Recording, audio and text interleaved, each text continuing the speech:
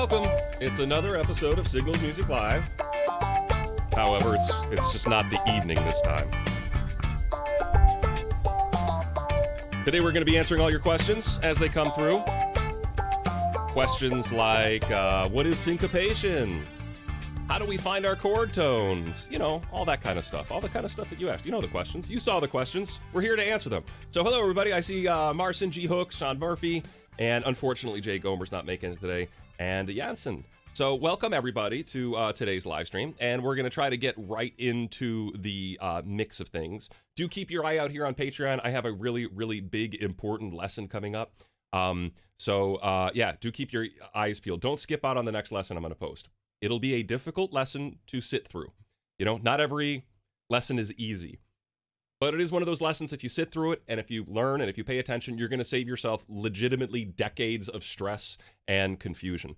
So I will be posting it here on Patreon. I'm excited to do it, but there's a lot to figure out as far as the order of teaching it. But it all derives from the book because it's all chord-based, and I am still working hard on that book. But today's not about books. Today is about... Well, first, it's about Sean Murphy. Sean Murphy wanted to say, or had a question. Hey, I followed your advice and I'm working on recording a basic, simple song in my DAW. Excellent. I think that's the only reason we learn music is to start making it. It took me so long to realize that, but making music's what it's all about. So get yourself a DAW, start recording. And Sean's done this. And Sean is asking, as an absolute beginner, what are the always do this things when, you know, you're recording vocals? Okay. So I hate to give one size fits all answers, especially for recording and production, but I will say a few things. You know, always do this. Always try to get the best recording you can. Right now I'm in front of my computer, which makes noise. The air conditioning's over there, the laundry room, that's going to make noise. There's a street outside, the ambulance is going to come by, that's going to make noise. I try to avoid that stuff if possible, but let's face it, that's not always possible. But that is an always do thing. Try to get yourself the best recording situation you can. After that, here, let's actually look at what I do, all right? Let's say we've got a track here that's recorded. Let's say you've got some vocals, and let's say, you know, you've done the best you can recording it, all right? So here's an example of some completely dry vocals. This is something we were working on, and it's just a vocal track. That's all you're going to hear. Nothing else. Take a listen. Will you tell me now? Can you disavow? Can't hide it 'cause I know your secret. So there's been no processing on here other than just editing as far as like moving parts together. But it's just dry vocal. So, like I said, I don't want to say one size fits all, but here's what I'm pretty much always going to do, or I'm always going to try to do unless something weird is happening. I want to smooth this out. Even though it's a pretty good performance, you know, look at how loud this thing is right there compared to the other part. Same thing here. Look at how loud that is. I want to have this more consistent before I send it into a compressor. Compressors help smooth things out, but I don't want to, you know, compress things too harshly. So one thing I like to do is I like to adjust the manual volume of this entire thing and try to smooth it out. And in this case, what I'll do is I'll just lower the volume of these loud parts. So I'm going to take these loud parts here, and what I'm going to do, I'm not sure, did you say you're in Ableton? I think you said you're in Ableton, right? So in Ableton, you can go to the clip view here, and then you can reduce the gain just on that little section that I've cut out, right? So now we can't even hear that part. So, or I could boost it way up loud. So what I'm going to try to do is just get it a little bit more consistent with everything else, all right? And then we'll play with compressors afterward. So this, to me, is step one. Step one is let's process our input and let's get it a little bit more consistent before we start throwing compressors on it, all right? So this is called clip gain. It's kind of clumsy here in Ableton, but, you know, it gets the job done. And I'm not doing this with a heavy hand, all right? I'm going kind of subtle with it. Compressors are going to do a lot of work. And maybe even like some of this stuff, look at how quiet that is. Maybe I can boost this up using some clip gain as well. And that way some of those quieter parts are getting a little bit louder as well. All right. So that's kind of one of those general purpose things. If I want people to hear my voice, my vocals, I'm probably going to do this kind of stuff. All right. Will you tell me now? Can you disavow? Can't hide it 'cause I know your secret. All right, so that's my first thing I would most likely do. Now, some people put their equalizers first and then the compressors. Because I want to hear what I'm doing first, I usually end up compressing things first. I don't know. I know it creates its own little set of issues, but to me, it's not that big of a problem. So let's put some compressor on there. I'm going to turn the makeup gain off. I don't want to have Ableton turning volumes up and down on me. I just want Ableton compressing things for me. Will you tell me now?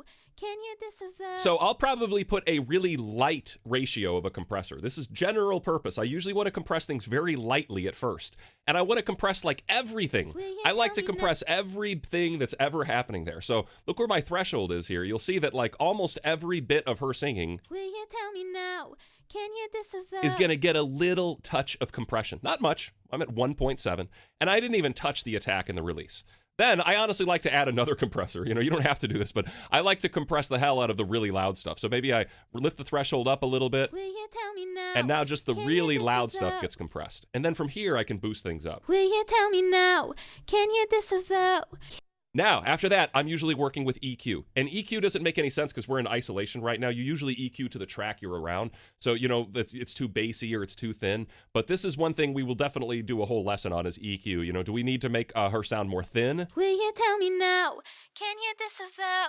Can't hide it 'cause I know your secret. Hopefully you hear that sounds way thinner, right? It sounds like she's, you know, singing through like a telephone Will you almost, tell me now?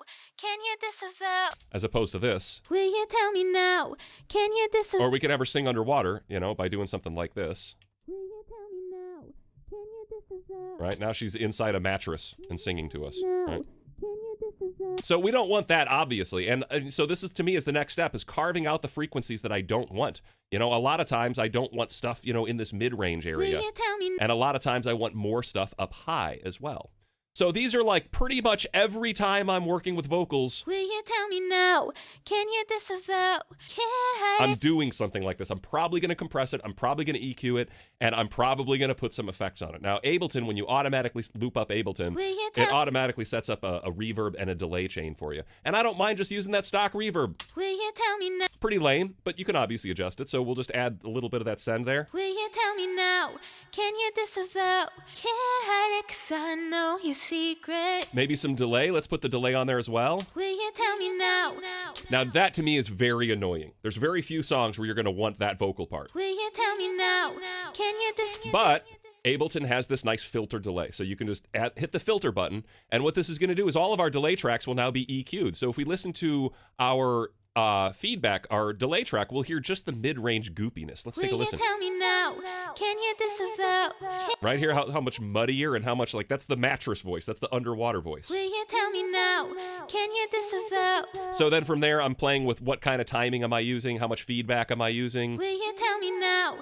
Can you disavow? Can't hide it 'cause I know your secret. So that, to me, sounds way better. Let's listen to this vocal performance now. Will you tell me now? Can you disavow? Can't hide it 'cause I know your secret. That sounds a hell of a lot better than when we delete all of these effects and what we're just starting with is this. Will you tell me now? Can you disavow? Can't hide it 'cause I know your secret. I mean, that is a world of difference. And I can't tell you how many times I would record and track things, and that's what my vocals would sound like, is this dry thing. And I'm like, why does my stuff suck? Why doesn't it sound like what I'm hearing on the radio?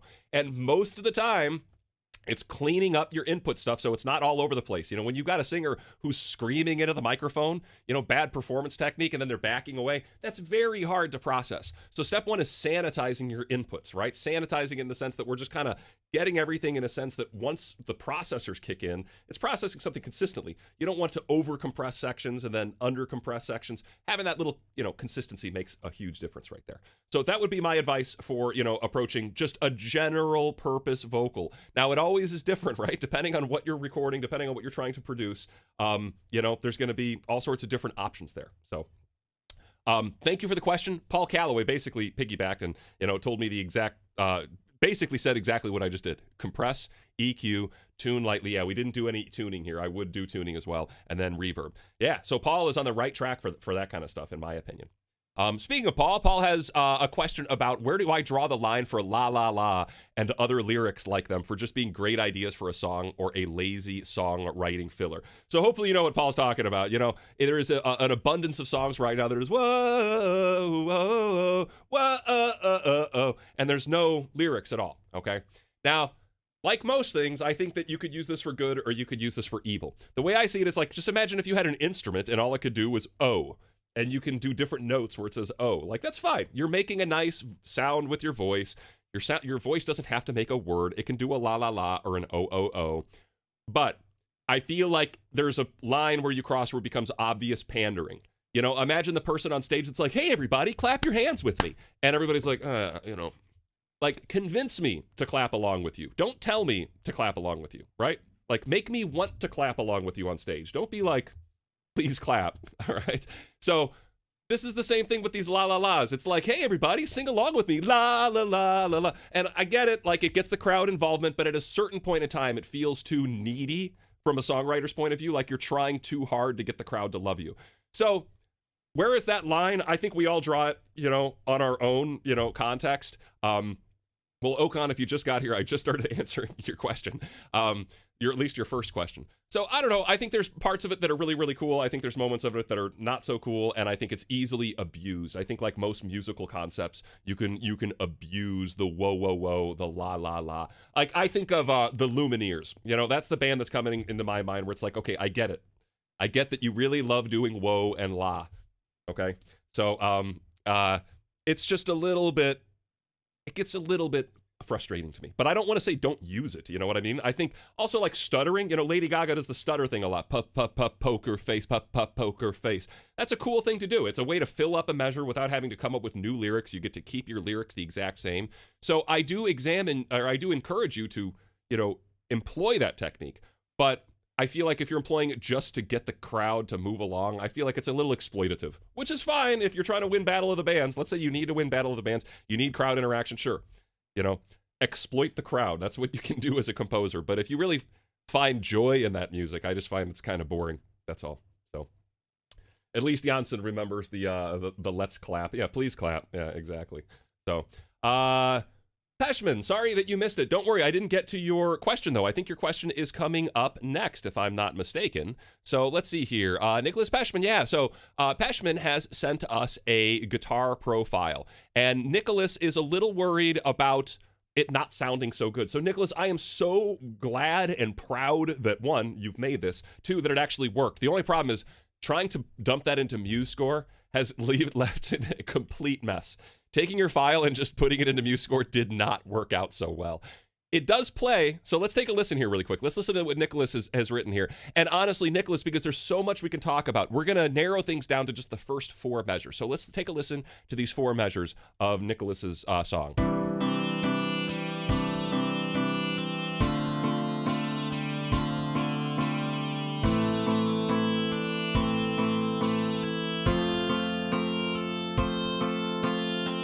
So I want to talk about this because there's a lot of awesome stuff going on here, and there's a lot of room for improvement.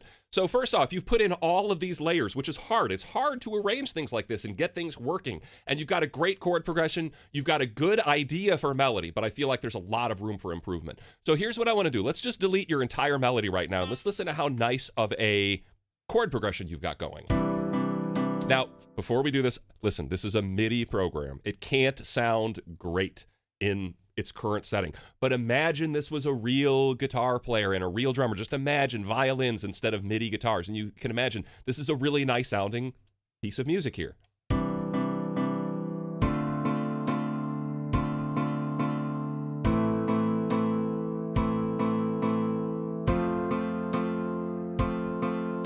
So I didn't actually figure out the chords here, but it sounds like it's 1 with a major 7.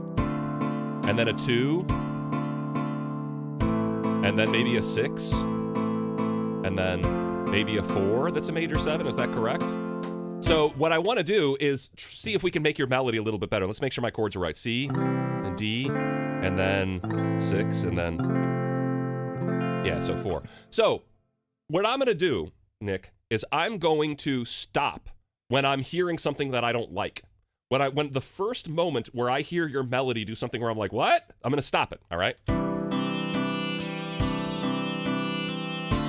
Okay, right there. I think I was in really good shape, and I didn't have a single complaint until this note, all right? And I think on our guitar, we can actually see that note on that fret there. And I don't know if I change it here, if it'll change it there. We're going to find out. But let's take a listen. Now, I can worry about the name of the note. We can go through and sit here all day and we're, well, is it a fifth? Is it a third? Is it a ninth? I don't care. All I know is that right now I don't like it. Why don't I like it? And it feels like we took this big jump to get there. It's just like it came out. We had this nice little ba-da-da-da-da-da-da. I kind of want to stay there, but we took this big leap and it just hit me as uncomfortable. So what I'm going to do without worrying about thirds and fifths, I'm just going to start lifting this up and down and see if I can make it sound something I like. All right, so let's listen to this again. I'm going to hit play again.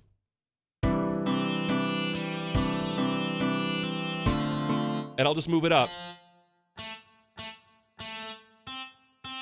Keep it on that note.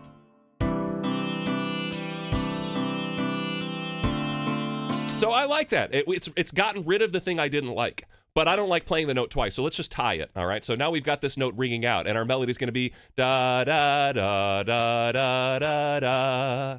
And what have we done here? Now we've added some syncopation. We've added rhythmic interest. Everything you're doing here is right on the beats, right? And you did add a rest on the one beat, which is nice. It gave us a little syncopation. But then after that, we're really kind of on these beats the entire time. So now we have da-da-da-da-da-da-da. Let's listen to that.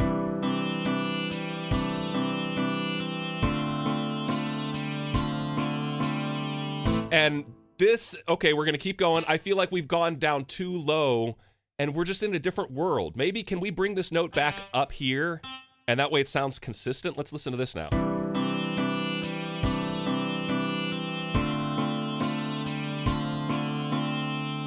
And yeah, so I feel like we're moving down too low with these notes. So maybe I can just back up like this.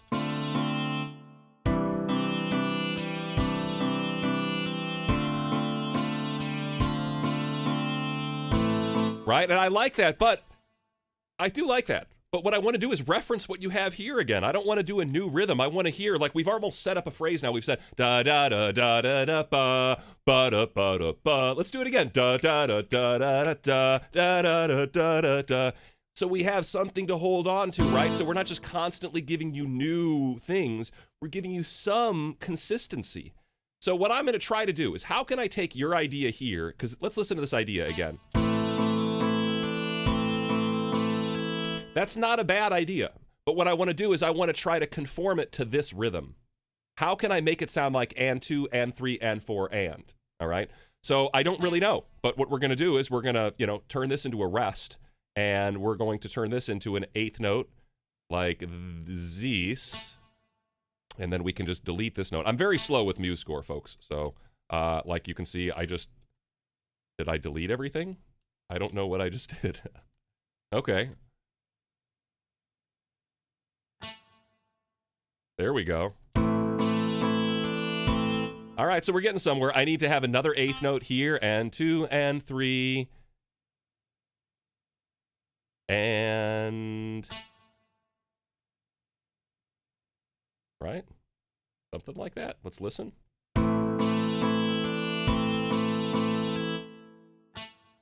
Now, clearly, I'm doing something wrong because it's not playing the notes that I'm showing us. So these notations are clearly going to sound different than they look. And then maybe here we do some more syncopation. We bring that note up like we did before and then tie it. So we're really referencing this exact same rhythm with over a brand new chord and over a brand new set of notes. So let's listen now.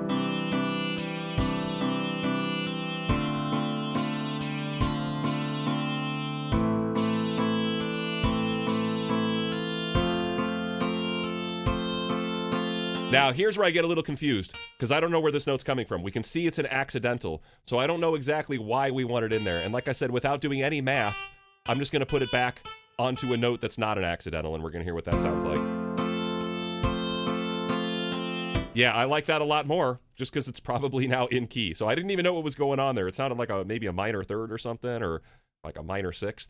But here's my new and improved version of your melody, Nicholas.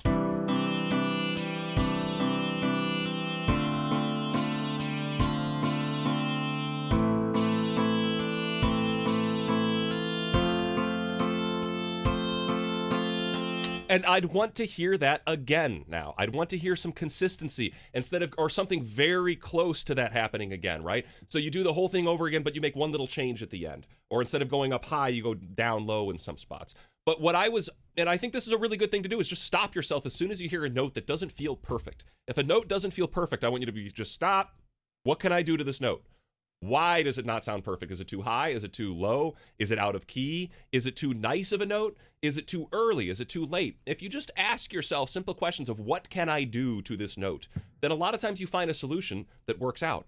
So I want you to continue forward with this. And I think this is great work. Learning to use Guitar Pro, learning to compose chord progressions, learning to put melodies on top. These are the skills, okay? It never starts off easy. It never starts off sounding good. But the more you do this, I mean, these are the skills that allow you to compose and send things to friends and arrange things and be able to like literally produce music that you can share with people.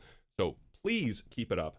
Also, just the ability of like composing without having to hear everything. I can just move your notes around on the screen. That's huge. It means I don't have to worry about thirds and fifths. I can just try it with my ear. I can just compose with my ear, which is what I want to do. I don't think we used any theory there, did we? Did we talk about scales or chord tones? No, we just like, do I like this? Do I not like this? Let's move this around. Let's see what happens. So really, really nice work. See if you like those changes, and don't take the exact melody that I've given you, but try to keep that idea where we're just trying to simplify your melody, make more patterns in there. Now, Bjorn Stromberg is asking about an excellent set of chords from an excellent piece. I want you all to listen to this song, Magnolia. All right, wonderful jazz chord progressions, and Bjorn has recognized a part of the song which I couldn't find exactly. I think, Bjorn, I feel like we're in different keys, Bjorn, because I never got to a D minor once. I got this all in, unless you're talking over here, the G flat minor 7. I think this is where Bjorn is asking about G. We go from a G flat major 7, then to a G flat minor 7, and then it goes down to an F minor 7, F flat, which is the same thing as E, and then E flat. And I obviously have this incorrect. That should be E flat minor 7. So here's a G flat minor 7, F minor 7, F flat, same thing as E, E flat. These are 4 different minor 7th chords in a row that are like, how do those come into place? So Bjorn, I feel like you're really on the right path, because first off, you said you've identified a 13th, and so did I. I found a 13th here on this very last chord in the chord progression. I found a G flat 13.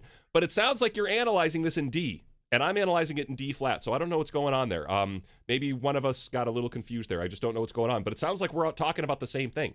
So what I want you to do, because there's a lot going on here, I can't go through every chord, but you can look through my analysis and see, or do we agree on our analysis? All right. I think of this as a 1 to 4, and then we're borrowing the 4, right? We had this D flat major 7.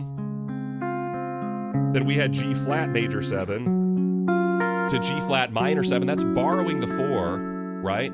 And then what we do is we do chromatic approach chords. Here's the natural 3 chord right here. This is our real 3 chord, F sharp minor 7, or I'm sorry, F minor 7. That's our normal 3 chord. What's our normal 2 chord? This. And what did we do to get there? We just bridged the gap with the exact same chord type. So this is really common, where if we want to get to a chord, we just approach it chromatically. All we do is we take every note and we move it down to get to that chord. So this is literally just a chromatic approach chord. This chord, we're taking the flatted version of the 3 or the sharp version of the 2, it just slides down. And then the reason we have 4 in a row, you've got 4 chromatic chords in a row, is because the distance between my 4 chord and my 3 chord, well, that's a half step. So there was, I don't think of this as a chromatic approach, even though it is. I think of this as just moving to my 3 chord. Then I think of this as being a chromatic approach. Right? I think of that as being a chromatic approach, and then eventually we end up on a G flat 13. Wait, right? G flat. Yeah, exactly. G flat 13. And then some wonderful chord changes here. I want you to comment. I want you to look in my transcription here that I kept the normal chords up on top. All right, so like this is the normal 6 chord. But here, look, there's a 2-5-1 out of key. We can see that this C sharp minor, the C half diminished, takes us to F sharp 7 sharp 5, and then to B flat minor 7. And that's a 2-5-1 in B flat minor. But we're not in B flat minor. We also have a 2 flat 1 in G flat major, but we're not in G flat major. We have what is it? A flat minor 7 to D flat 7 to G flat major 7, which immediately becomes G flat minor 7. I keep forgetting my flats in here. So I want you to look at this analysis, and I want you all to listen to the song. Try on your own to figure out the chords. It's an excellent song to practice the chords to. At the end here, we've got some wonderful little just 2 to 1 movements back and forth, more chromatic approach chords, a borrowed 2 chord. Wonderful stuff. Wonderful, wonderful song. Makes perfect sense if we analyze it in D flat. We've got some fun little departures from the key, some secondary 2-5-1 movements to make things really, really interesting. I think it's an excellent piece to be practicing here and to be analyzing. So even though jazz isn't my favorite thing to practice, I still think stuff like that's beautiful. Great melody, great singing, great performance. And yeah, your interpretation is right. You've got the 4 minor chord, you've got the 3, you've chromatically approached the 2, and then you've got the 2. I'm in 100% agreement with you, except that I am a half step lower than you. That's the only difference, Bjorn. So thank you for the question. Now, Simon Halsberg is asking about Hungarian minor. And here's another confusion I have, because Simon has sent me a piece that Simon claims is in C Hungarian minor. Basically, the question is what makes it tick, what makes it unique, how to use it without making everyone cry every time. But Simon, I'm completely befuddled. I'm always worried when I'm confused because I'm wrong a lot. So I hope I didn't miss something here. But I'm not hearing Hungarian minor at all in what you sent me. Bjorn, or I'm sorry, this isn't Bjorn. This is Simon. Simon has sent me this piece. Let's take a listen, which I really enjoy. I think it's very, very enjoyable.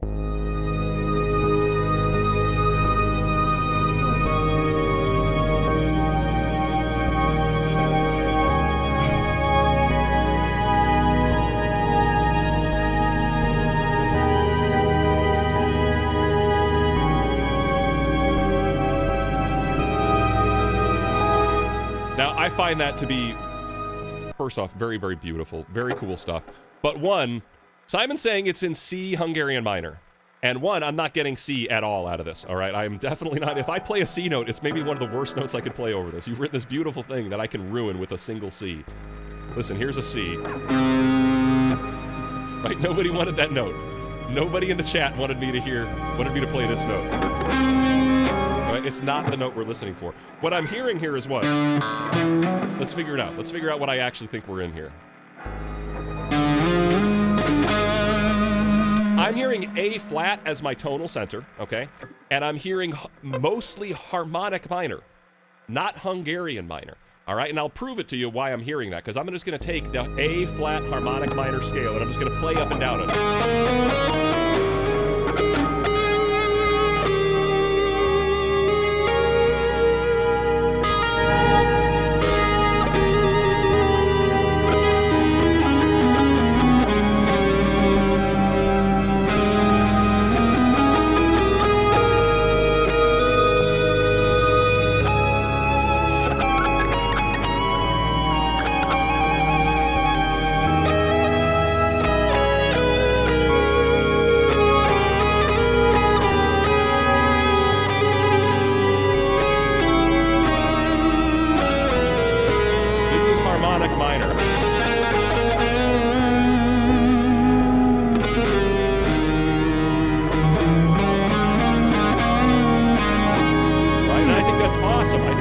Like Yngwie Malmsteen stuff, but I am not thinking Hungarian minor. If I start thinking A flat Hungarian minor, I really don't like what I'm getting, all right?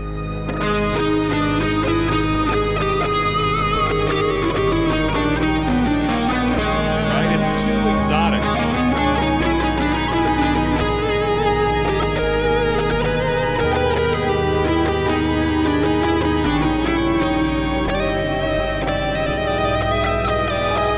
It's too dissonant. You've got this beautiful, dirge, emotional, dramatic thing going on.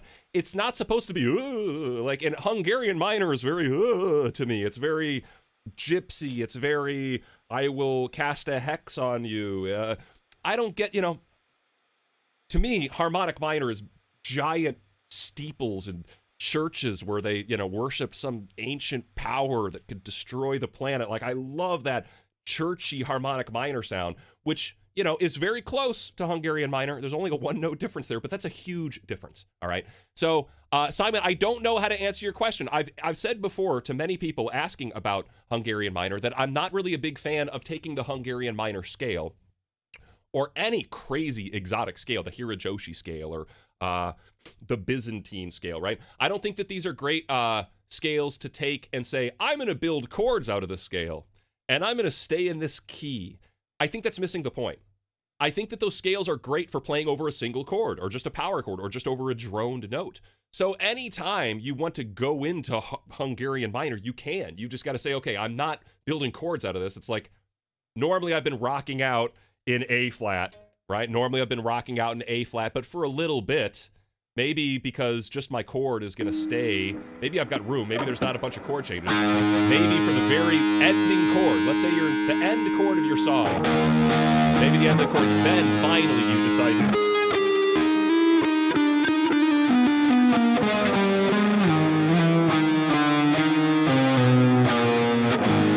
Right, so you're introducing it as like some flavor, as some salt over a single chord. I think that's the way to approach most of those chords, or those scales, is to not try to build triads with them. You're just going to end up with a lot of weird sounding chords. That's what I'll tell you for sure. All right. So let's try to keep moving on forward here. We've got a question from Matthias, who is asking my favorite question. Pretty easy to get me to ask my favorite question. Just talk to me about my own music. That's every musician loves talking about their own music. So Matthias is asking, how did you practice that polymeter part on your song Generations? Sextuplets in groups of 5. And if you don't know this, it's like one of my favorite things that I have ever written in my life is this one lick. Okay, it's so simple. Well, yeah, it is simple. It's the same pattern. It just goes like this. It goes 1, 2, 3, 4, 5. All right. But it does that 5 times, and then the 6th time, it does another pattern of 5. It's just a different pattern of 5. It goes 1, 2, 3, 4, 5. And then finally it ends on a note. So it sounds pretty simple. We just do this 5-note pattern 6 times. 1, 2, 3, 4, 5, 2, 3, 4, 5. And then the 6th time, we change it, all right? The problem is that those are all triplets, all right? So we're playing groupings of 5 as groupings of 3, all right? And it sounds like this. I just love the way this comes together here.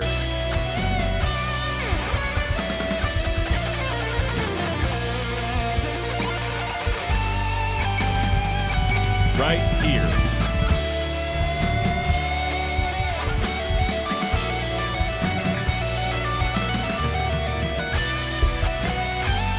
So Mateus' question is, how did I practice it? And the truth is probably more disappointing than I would like to admit. But hey, I'm here to teach you how to do this stuff, all right? I wish I could tell you I was just like, hey, I'm going to do this quintuplets and sextuplets. No, I had to practice it. And for me, the first step was to actually get on my DAW and program it into my DAW. Because even though I've practiced this polymetric stuff, even though I've practiced this polyrhythm stuff, and we can talk a little bit about that if you want to, how would you actually practice like the specific 5 to 6 thing?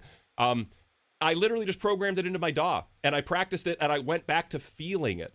And I always try to tell people, don't feel things. Try to rely on your mathematics and your practice and your training. But when it's really hard, you know what? And if it would take months, I just kind of like practiced it until it was right. Also, I just kept track of this. I need to do it 5 times, and then I need to change it the 6th time and end it. So listening to it on the DAW, I was able to practice 1, 2, 3, 4, 5, 6. Like that, all right? It's a simple lick to play. It's only hard to time up. That's the only thing. So by doing that a few dozen times, maybe 50 times or something, I was able to get the timing. And even right now, I should be able to get it because even though I haven't played the song in 100 years, that lick is pretty simple. It's just getting the timing. Now, one thing I would recommend you do is get used to the triplet groove first. Let's listen to that triplet feel, see if you can count it ahead of time. That should get you prepared for it. 1 triplet, 2 triplet, 3 triplet, 4 triplet, tuck it to tuck it to tuck it to tuck it to tuck it to tuck it to tuck it to tuck it to tuck it to tuck it to.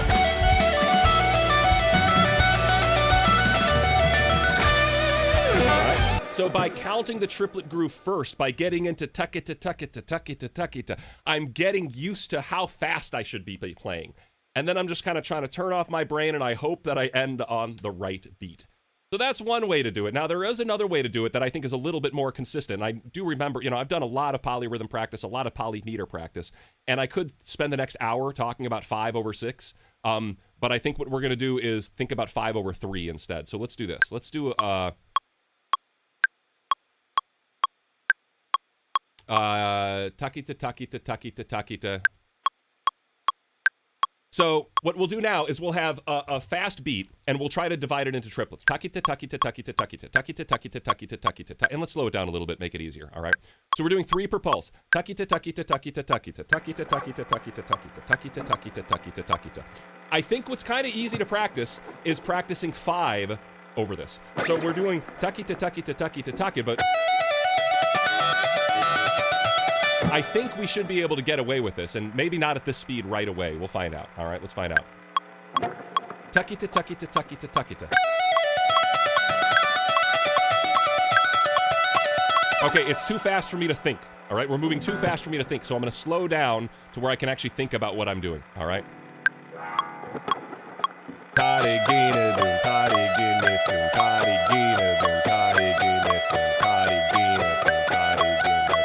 So what I'm realizing is after I play my 5-group pattern 3 times, it kind of repeats. I want to keep track of doing this 3 times each, right? So listen to what I'm doing here. I'm doing 1, 2, 3, 4,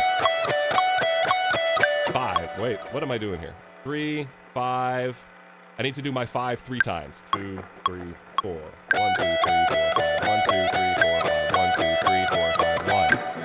1. Almost. Let me change this to 1 beat. I know this is getting confusing. Just bear with me, folks. This is confusing stuff for me. 1, 2, 3, 4, 5.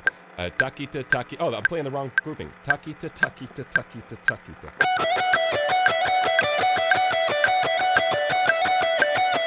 So now we're in time. All right. I know I was confusing here. Let's simplify what I'm doing. These are steady pulses. Correct? What I'm doing is I'm subdividing them into 3s. Takita, takita, takita, takita, takita, takita, ta. That's 3 per pulse. The pattern I'm playing takes up 5 beats. 1, 2, 3, 4, 5. If I do that pattern 3 times, then I'll sync back up with a 1 beat. All right, so what I'm going to do is I'm only going to yell on the 1 beats. Listen to this. Okay, I'll start with takita, takita, takita, takita. Takita, takita, takita, takita. Ta. 1. 1. 1. 1. So do you get what I'm doing? 5 times 3 is 15. 3 times 5 is 15. Since I'm working at 3 per pulse, they will sync back up together. So I think practicing this with 3 is going to be better. What I'm trying to say is practice it as triplets, not sextuplets. In very simple layman's terms, what I would do is slow it down to half tempo and think of it as 3s instead of 6s. Really, really confusing stuff. I don't want to get further confusing, but I'm going to. Ha ha! Sorry, folks. I think this stuff is so freaking cool, though. Do this. Learn to count 5. Ta, di, gi, na, dom. All right? Learn to do that. But here's what you're going to do.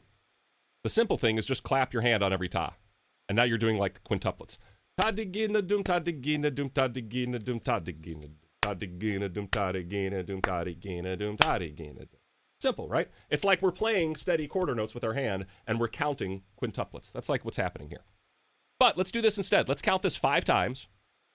And what we're going to do is we're not going to clap on ta every time. What we're going to actually do, and I should probably... How to make this easy to write out. What we're going to do is we're going to count ta di gi dum 6 times. The first time we clap on ta. The next time we clap on di. So basically what we're going to do is we're going to clap every 6 counts, all right? Every 6 counts. And what that's going to give us is a 6 to 5 polymeter. That's exactly what's going on in generations. So practicing this actually gets you used to abstract meters and abstract feels. So this is, yes, Jake's in his happy place. This is the kind of stuff I find fascinating. This is the stuff that can keep me up at night because I'm banging on the bed doing polyrhythms. Yes, it's It's not the kind of bed you want to share. But anyways, we've got tada gina doom, tada gina doom, tada gina doom, tada gina doom, right? And those feel like quintuplets. What I'm going to do now is I'm going to clap on the D, I'm going to clap on the G, on the na, and the dome. And I'm going to try to accent those with my voice too. So we have tada gina doom, tada gina doom, tada gina doom, tada gina doom, tada gina doom, tada gina doom, tada gina doom, tada gina doom, tada gina doom, tada gina doom, tada gina doom, tada gina doom.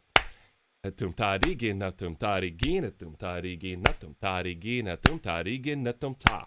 So what's happening here is my accents are creating a 6-to-5 polyrhythm against my claps. If you try to speed this up, tadi gina tum tadi gina tum tadi gina tum tadi gina tum tadi tadi gina tum tadi gina tum tadi gina tum tadi gina tum tadi gina tum tadi gina tadi gina tadi gina tum tadi gina tum tadi gina tum tadi gina tum tadi gina tadi gina tadi gina tadi gina tum tadi gina tum tadi gina tadi gina ta. So the idea there, you should hear accents and a clap, and they should be like, what is going on between that ta and my clap? That's a 6-to-5 polyrhythm that we've created just by saying, I'm going to do groupings of 5. I'll accent every 6th, okay? Sorry, I just can't get enough of that stuff. I think it's really, really, really, really fun. But we're going to move on now. Thank you for the question, Matthias. Jason is asking about syncopation. My understanding of it is that a chord changes on the weak beat, but that sounds too simple to be true. Sure, so I do think that's a pretty simple explanation. My explanation of syncopation is simply stressing the stuff that's in between your downbeats. That's my idea of syncopation. Now, if you want to talk it specifically to chords, we can do that. So let's think about how most people associate chords and syncopation. So here's 1, 2, 3, 4. 1, 2, 3, 4. 1, 2, 3, 4. Right? I'm switching on the downbeats. What if I decide to switch on like the 1 and 2 and 3 and 4 and? What if I decide to switch right before my beat? 1, 2, 3 and 4 and 2, 3, 4. 1, 2, 3 and 4 and 2, 3 and 4 and 1, 2, 3 and 4 and 2, 3 and 4 and 2 and 3 and 4 and 1 and 2 and 3 and 4 and 2, 3 and 4 and 2, 3 and 4 and 1. So all those ands I'm counting, those are syncopation. That's me saying, hey, you're used to hearing blah, blah, blah, blah, blah, blah. I'm giving you that upbeat, that stuff that's in between the downbeats. That's all that syncopation means. It's a big fancy word, and it means something really, really, really simple. Now, when you're dealing with 16th notes, 1 E and a 2 E and a 3 E and a 4 E and a lot of time the E's and the U's are the things that come in between.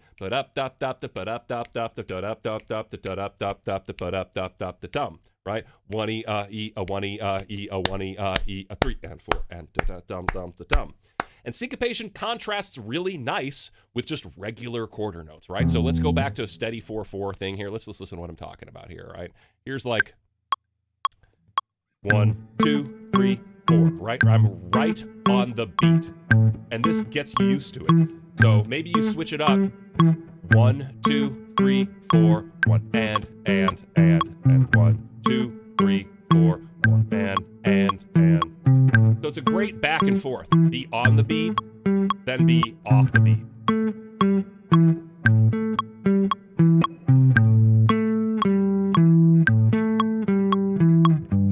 And at a faster tempo, you know, that would be a nice sounding little funk riff.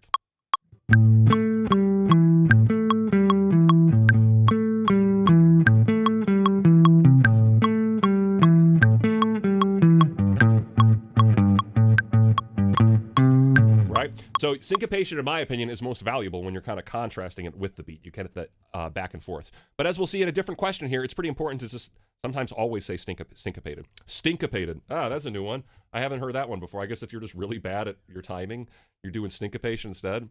Or certain genres of music, I guess, would be stinkopated instead.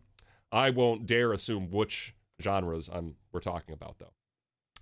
Now, Ray Sherry. Ray Sherry was saying, I was told to practice broken thirds and fourths, and I'm having a hard time understanding what that means. Any help to clear the confusion? Well, my understanding of broken thirds and broken fourths is very simple, Ray Sherry. So that's good, right? We get to do something simple. My understanding of broken thirds is literally just, you know, if your scale is 1, 2, 3, 4, 5, 6, 7, all we're doing is instead of going up linearly like that, you skip a third. You go 1, 3, and then you come back and you go 2, 4, then 3, 5, 4, 6, and you can do this with any scale, and you can also do it with an arpeggio. So instead of thinking of an arpeggio as 1, 3, 5, bum, you can be bum, bum, bum, bum, bum, bum. Very common in classical passages, but lead guitar players do this stuff all the time. So if I'm in E major, all right?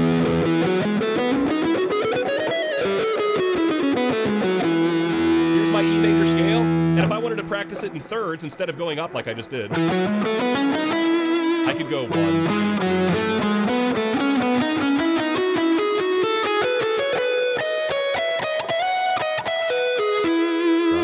And then this, let's say I want to play this E major arpeggio at the end. Here's an E major arpeggio. Instead of playing all the way up and down the arpeggio, what if I... Like, that sounds very classical, right? If I do a whole chord progression like this, imagine like here's E.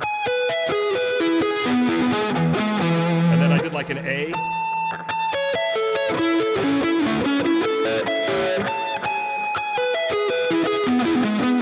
And then a B. A, and then back to E.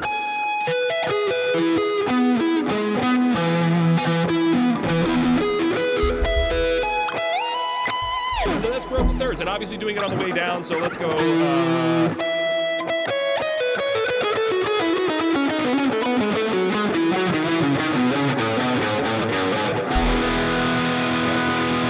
fun stuff, very, very simple, and it sounds really good with different scales, all right? Oh, that was all in major. If you wanted to try something like harmonic minor, same kind of thing, so.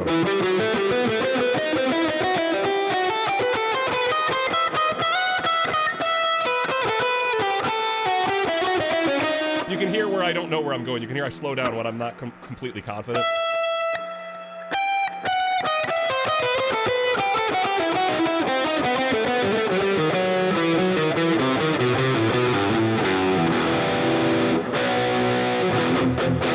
So, broken thirds, fun stuff, very, very easy to practice as far as like knowing what you're supposed to do, and it gets you comfortable with your instrument, the geometry of your instrument, and you know where those kind of things fit in together. I mean, let's go back to what Simon had made for us. Listen how nice something like that would sound on top of Simon's music. All right, we've got this dreary.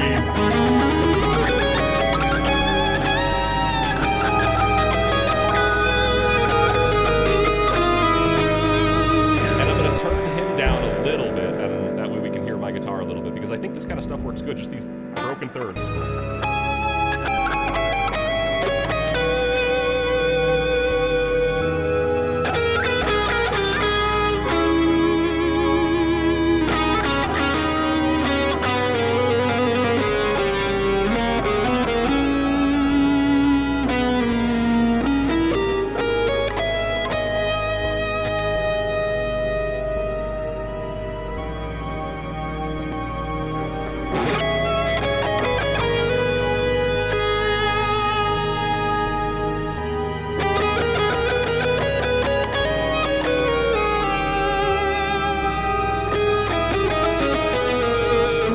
Broken thirds there just to get myself to a different note. Very, very practical technique. It's kind of something I use as a crutch when I'm soloing a lot of times. Something I want to play notes, but I don't want to just play up and down a scale.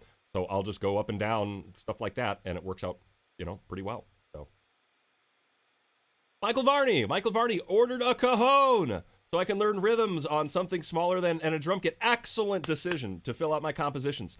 So, yeah, Michael, please take my rhythm course. If you got a cajon, take the rhythm course. Remember, it's name your own price. So for all of you folks out there, I mean, it is totally worth it. And I'm glad you got a cajon. For me, it was bongos. That's what got me into rhythm, is actually learning the bongos first. But, you know, a drum set's a little much, let's face it. And if you start buying a drum set, oh, God, now you're getting into, like, the you know, is it a good drum set? What cymbals do I get? And now you need soundproofing. Like, I like the idea of getting a small rhythm instrument, something that you can just practice on to get the rhythmic skills figured out, as opposed to learning an entire, you know, drum set. So let's keep on moving forward. Diego's asking about the caged system. Diego's saying, I've been practicing the caged system. So far, everything works as long as I keep playing in the same major chord. Exactly. But I haven't understood how to apply caged in a more realistic context. So let's talk a little bit about caged. I get confused about caged because it can mean so many things depending on who's teaching it. So Diego, let me just kind of simplify it for you. To me, here's what caged helps me figure out. If I have any chord, like here's a G sharp, right, or an A flat. Well, let's say you want to play this in different inversions. So you want to find different ways to play it. All Caged is doing is telling me where this chord is on my guitar in other spots. That's all it's telling me. Saying, hey, this is an E shape. I could find this exact same chord right here as a D shape. I could find it here as a C shape. I could find it here as an A shape. I could find it here as a G shape, right? And that's convenient because guess what kind of shapes we have on our guitar? We have an open C shape. We have an open A shape, open E, open D, open G. You know what we don't have a lot of is open minor shapes. What do we have? We have open E minor. We have open A minor. We have open D minor. That's it. There's no open B minor. There's no open G minor. So just naturally, because the shapes of minor are not open, it's going to be harder to find those open shapes you're familiar with. So what I'm trying to kind of say is you kind of have to relearn everything over, or you have to learn to readjust all of your thirds. And what I mean by that is, okay, let's say you found a chord, like for example, we were starting G sharp major, right? If you know where every third is in here, you can turn it into a minor chord, right? If you know that the third, I'm only playing one of them right now. It's right here with this middle finger. This note right there is the third. So if I get rid of that, now I have an E minor shape. And you're saying, okay, well, what does it connect to? It connects to a D shape, right? C-A-G-E-D. This should connect to a D shape, which is right here. And I know where the third is in this shape. I do know where the third is. You need to know where the third is, in my opinion. And it's going to be on the first string right here. So now I'm playing that minor shape. But here's where it gets weird. What does this connect to? This would connect to a C shape, but there is no open C shape. You can't play an open C minor. Well, I guess you could play 4 notes of it, but that's all you get. So the minor shape is the one where most people get a little bit confused. And right here is the minor arpeggio that I use. So this is one of those missing shapes that I think of it as a C minor shape, even though there is no real C minor shape. But I guess you could call it the C minor shape, the minor version of C. So what I'm basically trying to do is stick with Caged, but recognize where the thirds are and lower them, all right? And then what would this connect to? This would connect to A, which would be actually a shape that we know. This is a normal. Hopefully you know that shape right there is an arpeggio. And then G, well, there is no G shape. I mean, you could try to make one. You could try to make a G minor shape like this, and it's just not an arpeggio shape that I'm going to see very often. So what I'm trying to say, Diego, is that what's more important than Caged is understanding where are my chords? How can I play those chords in different areas? Like, how can I play the same chord in 5 different spots? And then recognizing where are the thirds in this shape? Now that I'm in this shape, where are all the thirds? Because if I flat those thirds, it'll now become a minor chord, all right? And I want you to make sure that you're thinking of it as arpeggios and not just chords. You know, chords are fine, but like arpeggios are every note of the chord plus some. So if you're working on arpeggios, then all the chord stuff will make sense. It really will. If you really just say, okay, I'm going to work on playing a C arpeggio in every spot that I possibly can, then all of the magic of the Caged system will naturally grow within you as you evolve on your instrument. So I don't know. Caged doesn't make a lot of sense to me. But if you get more specific with your question, Diego, like what specifically shape-wise or note-wise are you looking for, then maybe I can give you more. For right now, I think the best application of Caged is, hey, I want to play this chord in a different spot. What can I do? And then hopefully Caged gives you an example, a good example. Because let's face it, it's boring to just do bar chords all day, right? It's boring to just do open chords. So hopefully Caged is getting you into new parts of your fretboard. Now, Flair is asking about a very specific song. I think we'll give it a quick play, and maybe I won't get banned. Maybe I won't get shut down. But this is somebody who covered Linkin Park's Numb. And if you listen, it's like a drop tuning kind of thing. Right? So I'm going to give this my best guess on what's happening here. Basically, the question is, how is he playing that? It looks like a tuning trick. And if you do look at him play, it looks kind of funny, right? So here's my estimation of the situation. First off, take your guitar and tune it down to drop D, and then tune it down another half step. So that's the first step. Basically, the result is down a half step and drop D. So this note becomes D flat, right? And then everything else is flatted by a half step. I think that's what's going on. It's just that. Now, I'm not tuned down the extra half step. All I did was move into drop D. So I'm going to be in a different key than this dude, all right? But I think what's happening here is it's literally just playing the power chord like you assumed, all right?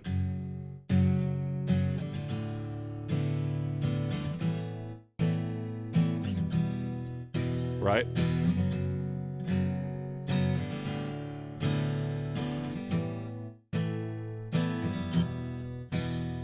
And I think what's happening from a technique point of view is we're playing a power chord, and then we're never letting the third string ring out.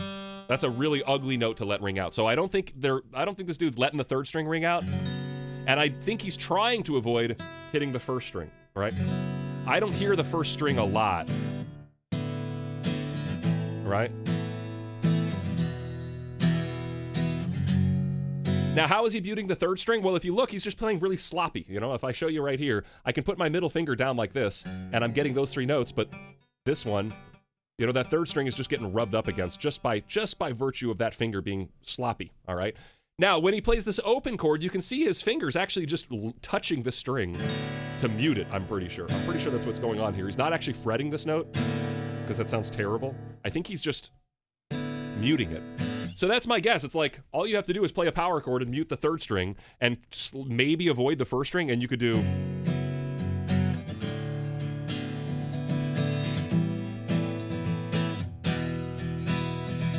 And now I'm playing all the strings. Now I'm letting the first string ring out. All right, I think you can hear that with the microphone where it's at.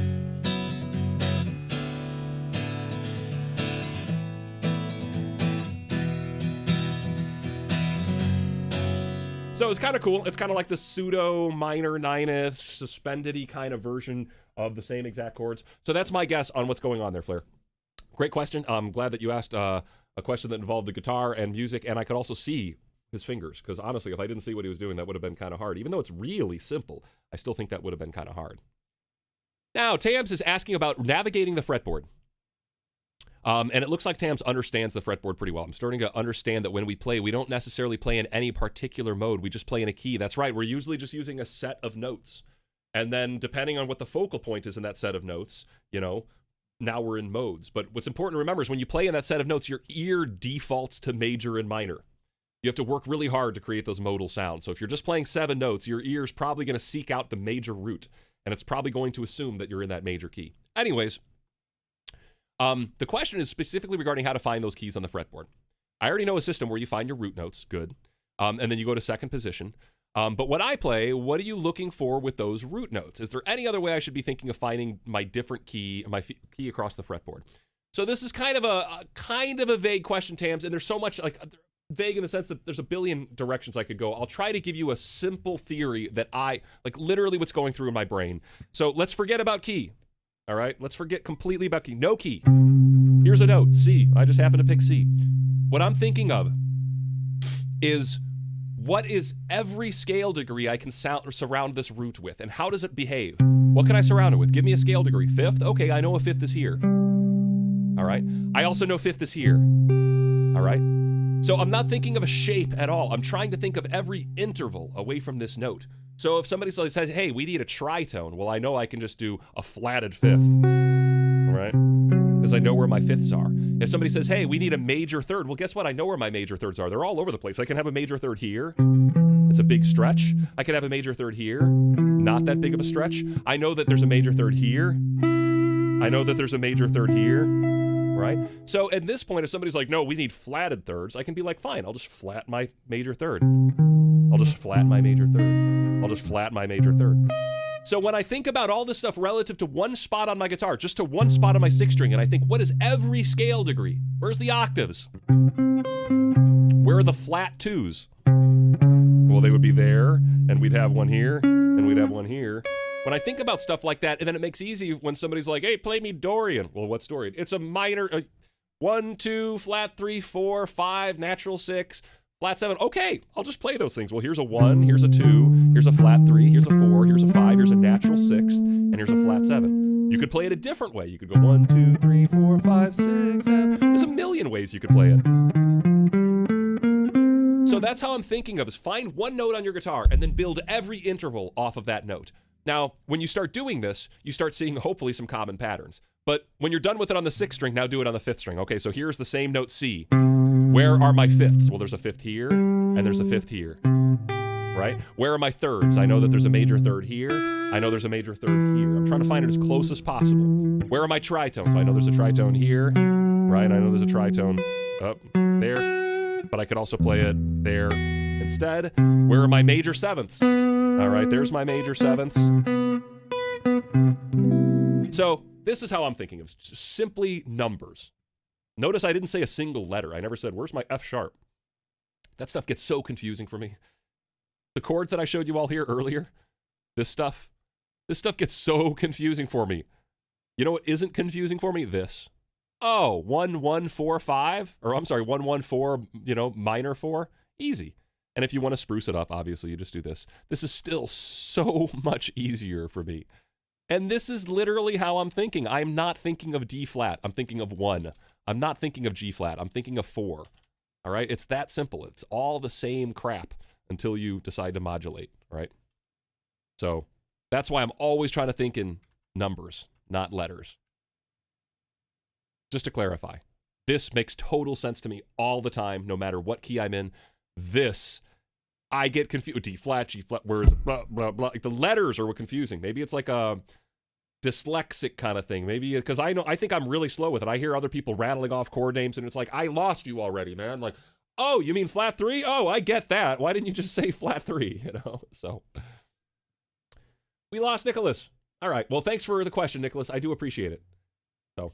All right, let's continue on forward here and see if we can wrap things up for today. Now, Paul Calloway, I do regret I'm not going to be able to get to your song for this one. Well, let's do it for the next one because I have to keep Ableton open, and getting your song to load into Ableton, I didn't even get to listen to it because I downloaded it and then installing it, it was like taking so long, and it's like I need to get back to working on these other songs and making sure everything's ready for the stream. So I do apologize, Paul. I really do. If you can render it out as a WAV file for me instead and send it to me, or actually hold on to it and wait for our next Q&A, and we will 100% get to it next time instead. Now, Thomas Stix has emailed the latest track and is curious, what are the weaknesses of that track? So let's take a listen to Thomas Stix's track. And Thomas wants to improve mixing skills, songwriting skills, and of course, guitar skills. So let's listen to Thomas's song here. All right? And we'll start back from the beginning.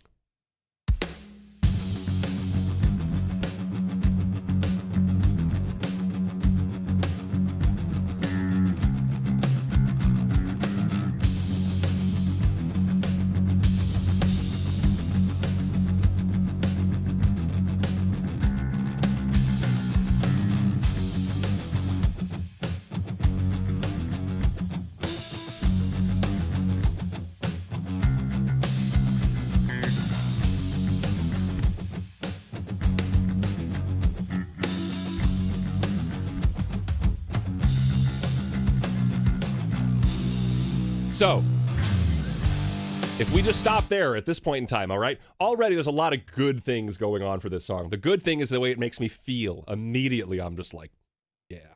And obviously the production, could use a little bit of work. And so the fact that I'm already feeling good despite the production tells me that the core idea is a good core idea. That's usually a good indicator that something is really working well, because got me on the stank face. You got me wanting to buy a Harley Davidson. I don't even ride motorcycles, but now I want to, and I just want to create roadkill. That's all I want to do. And this song is getting me in that vibe. What's lacking, the guitar tone is a little too fuzzy, right? Which works in sections. Like for this section, I think it works fine. But when you want to get more power chordy, when you try to get the power chords in, it's losing any beef. Like right here.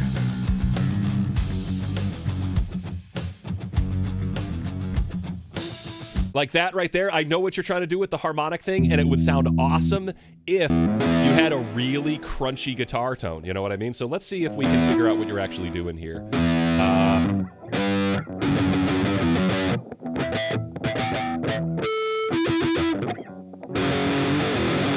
And even this isn't the right kind of tone that I'm looking for, but... Right? It's got more bite to it. It's not as fuzzy. It's not as, fuzzy, I guess is the word. I want more crunch. I want less fuzz.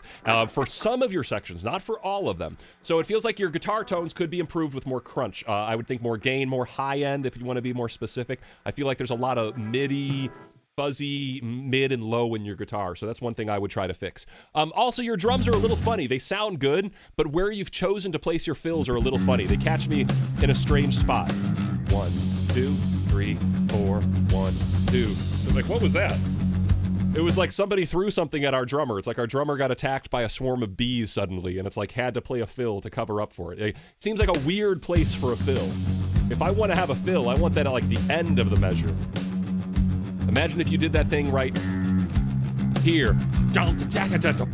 You know, that makes sense. But now all of a sudden, like, that's a weird spot for a drum fill. You know what I mean? So think about where drum fills normally go, right? And then try to apply that to what you've already got here. But I love the riffage, man. The riffage is really nice, and your transitions in between parts. And I love, like, the Phrygian-esque nature of all this stuff. It's really fun, man. Really cool stuff. Really.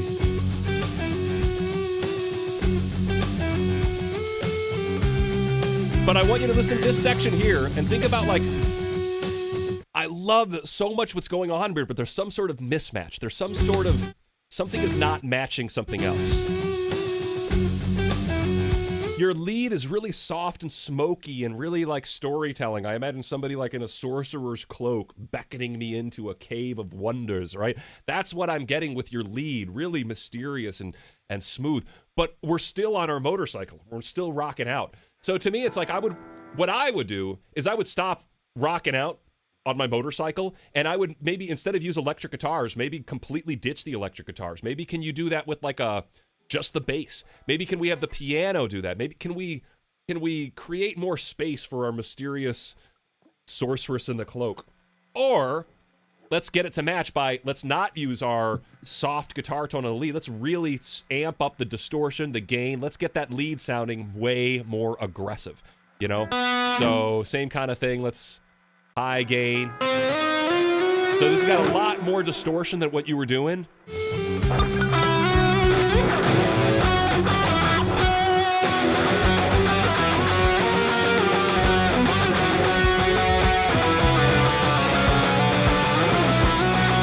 Right? So see what I'm doing? I'm getting more loud, I'm getting more nasty, and I like what that does. It matches the underlying rocking out.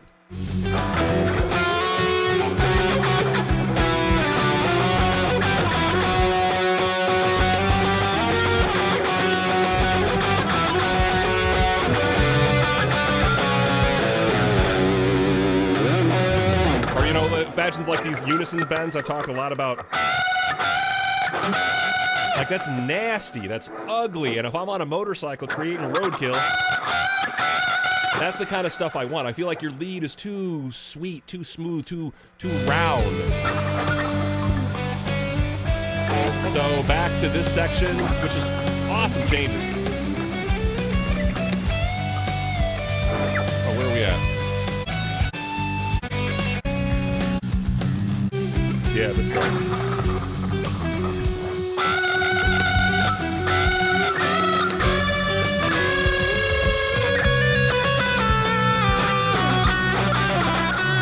Right? Just nastier, more aggressive, more distortion. I feel like what you've done a really good, let me try to simplify it this way, okay? What I think you're doing a really good job with is writing sections. I think your sections are completely cohesive. I think your chord changes are completely cohesive, and they're interesting too. We're balancing around these Phrygian tonalities. You're taking us different directions. So I think these are really good signs. I think your general idea of groove is really in command. It feels like what we need to work on here is texture and timbre, which is a very, very abstract part of making music. I have no theory for texture. I have no theory for timbre. I can't say, well, the horn, like, you know, like this frequency, like we're talking about the way notes are shaped and the way the texture of the way they feel when you touch them. And I feel like that's all we're missing here. I feel like we've got maybe, you know, rough carpet, shag carpet, but really pristine modern walls in some cases. It's not matching things.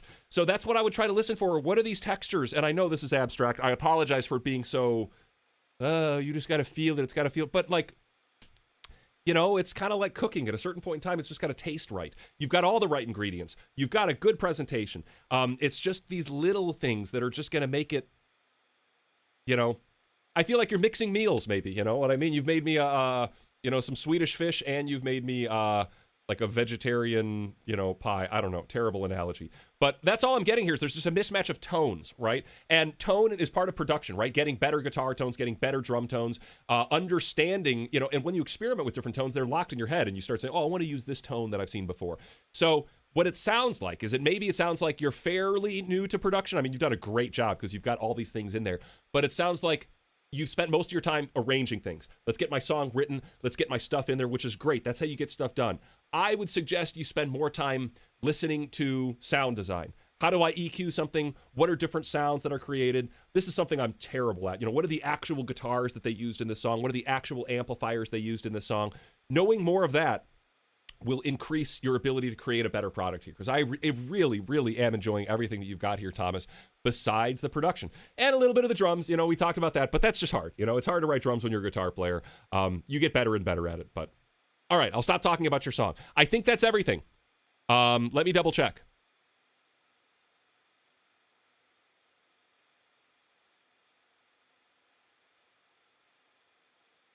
No, one more. Drew from Westchester.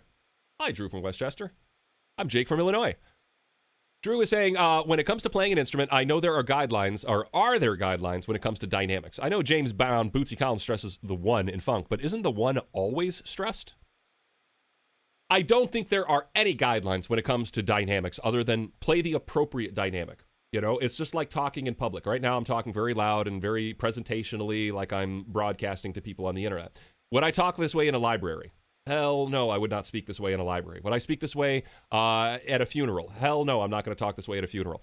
There are guidelines to dynamics that are social, guidelines in my voice. And I would say the same thing applies for guitar. If I'm playing, an acoustic guitar song and my singer's coming out and it's going to be some real touchy, romantic, I know I'm in drop D, so I'll do like,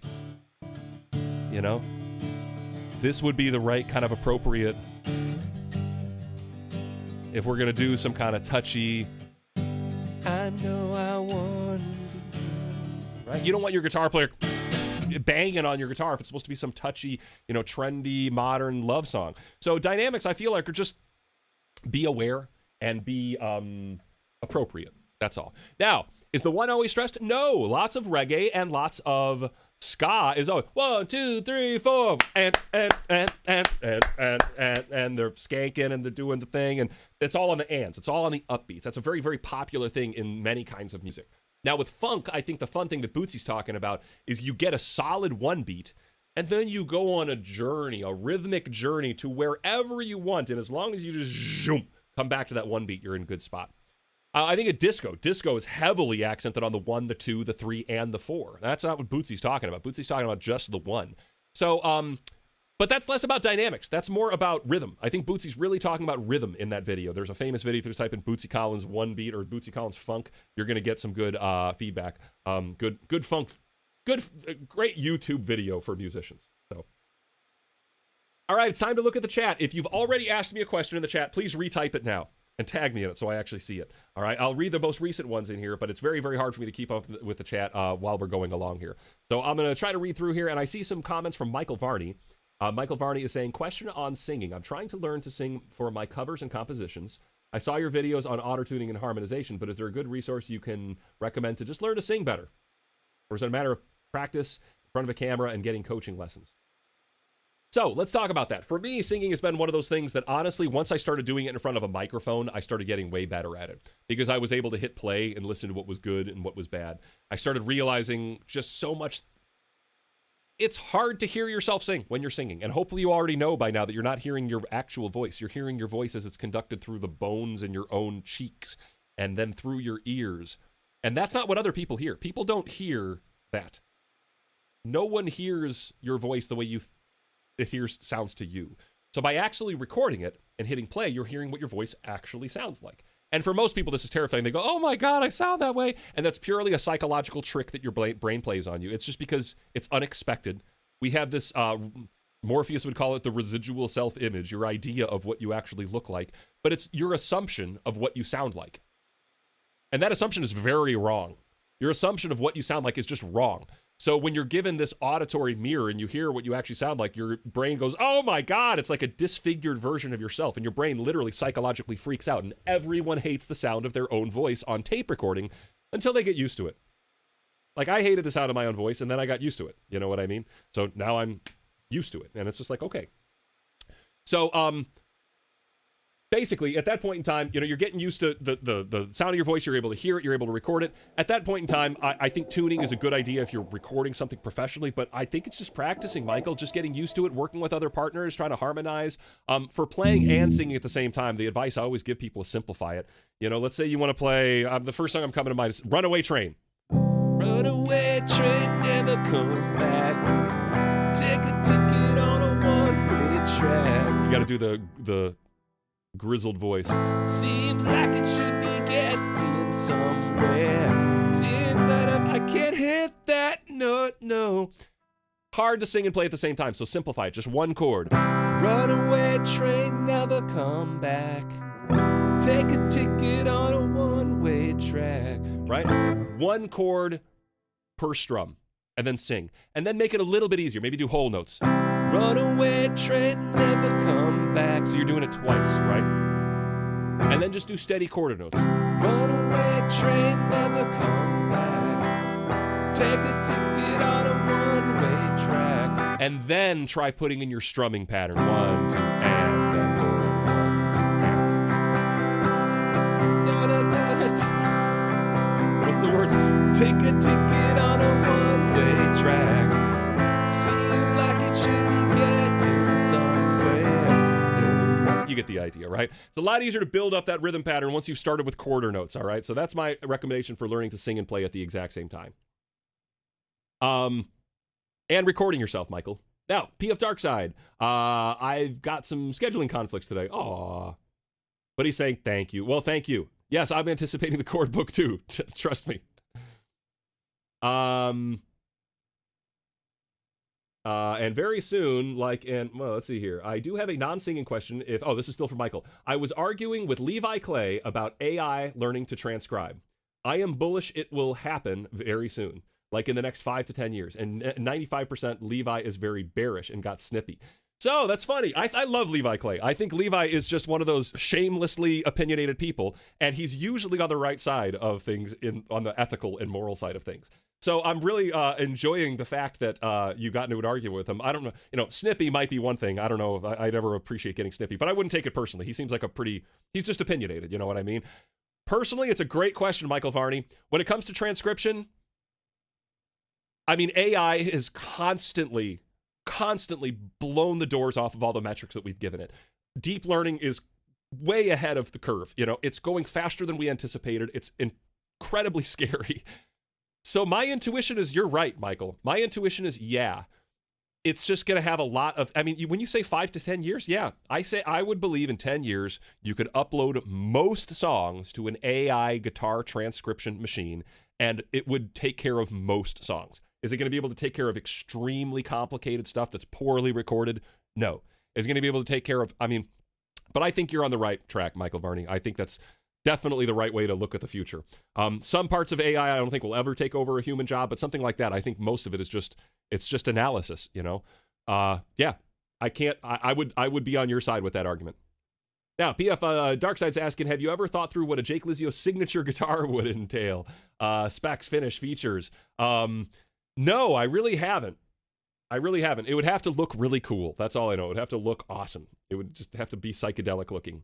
It would have to be easy to play. It would have to be easy to tap on. It would have to be easy to shred on. It would have maybe some like piezo pickups, however you want to pronounce it. It would have, I know Trey Anastasio has a theremin built in. It would probably have everything. All the belt. It would have a cheese grater. It would have a vape. We let people vape on the guitar. It's like, I don't know, radioactive. Sure, it would have a lot of fun stuff. Not deadly radioactive, though. Flair is asking, are Reason default instruments enough to make songs for freelance work, or you recommend other instruments plugins too? Flair, believe it or not, depending on the work that you need to do, I think Reason is going to have an incredible amount of stuff for you. I think where it would be lacking is symphonic stuff. I think you're going to have to pay for like a lot of symphonic stuff, anything specialized. But yeah, Flair, it's got some great standard instruments. That's why I love Reason, is all the sounds that come into it. You know what I mean? So I do recommend it, but I also recommend the plugins that are specific to the freelancing you're going to work with. So if you're going to do film score, for example, get yourself a nice symphonic, film score thing where it just sounds like big instruments. Big drums, I finally bought some film score drums that I was supposed to use for our Halloween stream, and I didn't. I regret it. Huge, I mean, it was $100 for drums, but I'll never have to, like, they sound incredible. And everybody that ever listens to those tracks will be like, wow, the drums sound great. It'll get them amped up. So I do recommend spending the money on those plugins if it's going to be specific enough for your industry. Yeah. Now, fuck YouTube is asking me a question. Why are you making less videos for YouTube? I really like your videos on the platform. Great question, fuck YouTube. It's mainly just I had to take a break to work on a big project. One of the things I want to do is I want to have the greatest book ever made on chord theory, on understanding every chord and how it's made and what to do with it. And to take on a project of that size, which I've already tried once, I know that I can't keep making signals videos. Making a signals videos takes me minimum 80 hours to make. Like literally, I can't think of many signals videos that took less than 80 hours to make. So, I mean, it's either I trickle out a video every 3 months and I kind of, or I've also learned I can't multitask that very well. So I've decided to take the break. I've decided to work on this book. It's almost done. And when it's done, you will all be hearing about it. And I think you will have one of the world's greatest resources ever on chords. I'm serious. I don't know what else to say. I wish somebody taught me this stuff I'm putting in this book in the order that it was taught to me. So that's why I'm not on YouTube, but I will be back. Don't worry. And when I'm back, I'll have an extra channel where we teach through the chords, and I'll be back on signals. There's a ton of stuff I want to teach. Trust me when I say I miss making YouTube videos. I do. I legitimately do. So I will be back. It's something I want to do, but I also want to have a book, and you can't have your cake and eat it too sometimes. So let's keep on going. All right. Okan, story of the LTD. Simply put, I like Kirk, I want it. Or was there more to it? Story of the LTD. Okay, so here's a funny little bit of personal information. I try not to get too personal on here, but you asked the story. I was raised in the Jehovah's Witness cult, which is highly recommended. Not recommended. I highly recommend do not join the Jehovah's Witness cult. So for a very long time, I wasn't allowed to celebrate birthdays. They don't celebrate anything. They don't celebrate anything, really. So when I turned 16, I moved in with my dad, and he's like, you know what? We're going to make up for your lack of birthdays, and we're going to get you a bunch of guitar stuff. So he got me that ESP, KH502. I love Metallica. It's a fantastic guitar. It was really expensive at the time, but it was like, you have to make up for the tragedy of not having Christmas. So I got my KH502, still one of the finest guitars I've ever played. And yeah, don't join the Jehovah's Witnesses, folks. That's all I'll tell you all. But, I hate to get that political, but I don't know what else to say. It's not a healthy decision for anybody. All right, Michael Varney. Yes, so Jared's also answered some of the questions here about the book here, so I appreciate that. Michael Varney, I do research in the field. I'm stunned how quickly the field is progressing. Yeah, Michael, I know that you work for the labs, so you're probably used to, the progression of AI and how it's benefiting people. I can't get enough of watching it and learning it. I think it's going to take over before anybody realizes. I just don't think people are prepared for the AI wave that's heading our way. So, Flair, are there any particular instruments and libraries you recommend in specific for rock and melodic stuff? Flair, for rock, I recommend the Ryan Green alt drums. Ryan Green alt drums. The best sounding drum samples I've found for Reason. I really enjoy it. For melodic stuff, I'm going to use most of my guitar for the melodic stuff in my rock songs, or piano. I think Piano Tech is a really good... yeah, I think that's what it's called. Piano Tech is a really good piano modeler. I would recommend that for pianos. Reason pianos also work good, but it's been a while since I've looked into the piano stuff. Yeah, I would basically just, the only thing I can really put my voucher on, Flair, is the drums, Ryan Green alt drums. So, all right. So, is that it for the questions? Oh, and Janssen's mentioning videos from Theremin Trees. Great channel for people that like to think. Theremin Trees. Weird name, but great channel. Yeah, and I'm glad that you've seen them too, Janssen. So, Okan saying Reason's big strength is its synths it comes with. Absolutely, yeah. Those synths are wonderful sounding, especially if you like electronic music. But even their samplers, I think their samplers are great. And when you combine the two together, you get awesome sounding stuff. So, and Flair, yeah, do definitely listen to Jared and the other folks here in the chat, because they have a lot more experience with some of that stuff than I do, So, guitar workshop plans update. I don't know exactly what. I don't have a workshop planned. No, not yet. Basically, my entire plans are involving this book. When this book is done, that's going to be the focus. All right. Yeah. So. Epic B-Day stream when? That would be Oh, that would be sometime in March. That's when that would be. But, okay, folks, I think that's going to do it. I don't feel like we're getting into any more musical questions. So, like I said, please stay tuned this week for a big lesson on understanding every single chord. And Vardy, yeah, I want to do a lot of things, Michael. That's the thing. I got to pick and choose. You know what I mean? Something like that realistically isn't in the cards in the next year, unless somebody else sets it all up for me, and literally just, here, go do this. It's this time. It's not too much stress. So I got to figure out this book stuff first. So, book progress report. I expect it'll be done by the end of the year. I've only got a few more chapters left, and then there's the arduous editing process. Fortunately, I have a very skilled editor, and then there's charts as well, but I have a great graphic designer as well. So, yeah, should be fun. So, have a great day, everybody. Thanks for joining me in this chat. I appreciate the questions. We'll do this again in about 2 weeks. I will have a lesson for you all very, very soon on the books. And, yeah, enjoy the rest of your weekend. Thanks for being a part of my Patreon. And have a wonderful day. We're going to close things out with Simon's song, all right? So, get your veil. Prepare your tear-collecting vessel. I'm so sorry, but it's time to say goodbye. I don't know if I'll ever see you again. But if I do, I want you to know that I love you. I've always loved you. But I didn't have the words to say it. I couldn't be honest with you, Lisa!